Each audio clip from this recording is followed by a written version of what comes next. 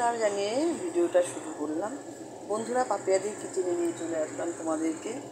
এখন দেখতেই পাচ্ছ তেলটা ধাও ধাও করে এসেছে, তো স্টিমটা কমিয়ে দিলাম। এখন লবণ আর হলুদ দিয়ে এটা মাখিয়ে নিয়েছি। হ্যাঁ, এখন এটা হচ্ছে ইলিশ মাছ। দেখো, তোমাদের দাদাভাই এনেছে, আমিই বলেছি। আর ইলিশ মাছ তো আমার প্রিয়, তোমাদের কার কার প্রিয় বলবে। কাতলা ইলিশ কোনায় হায় রে কি যে করি, জাল ফেললাম জলের ধারে, উঠলো যে জল পড়ি, উঠলো যে জল পড়ি। এটা কিন্তু রুই কাতলা নয়, কিন্তু ইলিশ বটে। হ্যাঁ, তোমরা যারা যারা ইলিশ মাছ পছন্দ করো তারা কমেন্টে অবশ্যই জানাবে। আমি হালকা করে এপাশ ওপাশ করে নিচ্ছি, কারণ কাঁচা মাছটা খায় না। তারপরে এখানে কী করে রান্না করে দেখতে হলে আর মাছের মাথা দিয়ে কী করবো, এই চাল কুমড়ো ঘন্টটা করবো। ইলিশ মাছ, চাল কুমড়া ঘন্ট, ভাত, আর হচ্ছে আমার বর ডিম সেদ্ধ করে রেখেছে, ডিমটা করা হবে। আর এখানে ডাল। দেখো তো, এত পথ লাগে না কিন্তু, কিন্তু আমার বর খুব বাতিক, সে করে নেয় মাঝে মাঝে, বুঝলে।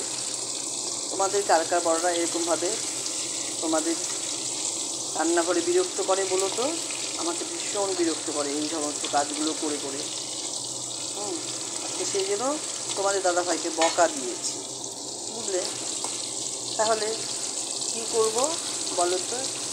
চাল কুমড়াটাকে তো ভাপে দিয়েছি।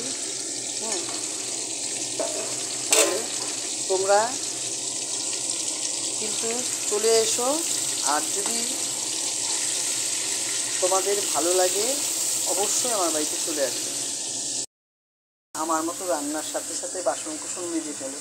দেখো, বেসিনটাকে প্রত্যেক দিন 3 বা 4 বার করে মেজে নিন। আর আমার মতো ইলিশ মাছের তেল দিয়ে ভাত খেতে ভালো লাগে একটু জানাবে। হ্যাঁ, আমি কিন্তু খুব ভালোবাসি।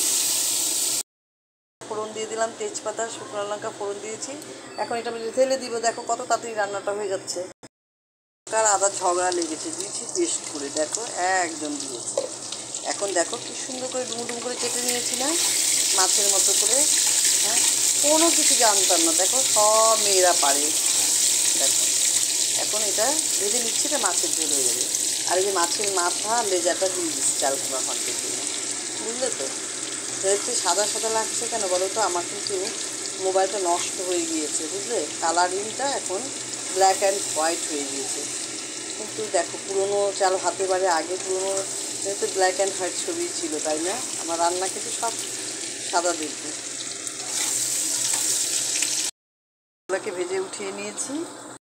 জিরার গুঁড়া, হলুদের গুঁড়া আর কাঁচা লঙ্কা আদা পেস্ট করে এটা দিয়ে দিয়েছি। মশলাটা ভাজা ভাজা হয়ে গেলে ঝোল দিয়ে দিব। তারপরে গরম জল দিয়ে ঝোলটা দিব, তো তারপরে ঝোলটা যখন ফুটে যাবে তখন মাছটা দিয়ে তারপরে কিছুক্ষণ ফুটিয়ে নামিয়ে নিব। আমার তাহলে মাছ রান্না রেডি। তাহলে তোমরা চলে আসবে সবাই খেতে। এখন আমি মাছটা দিয়ে দিলাম।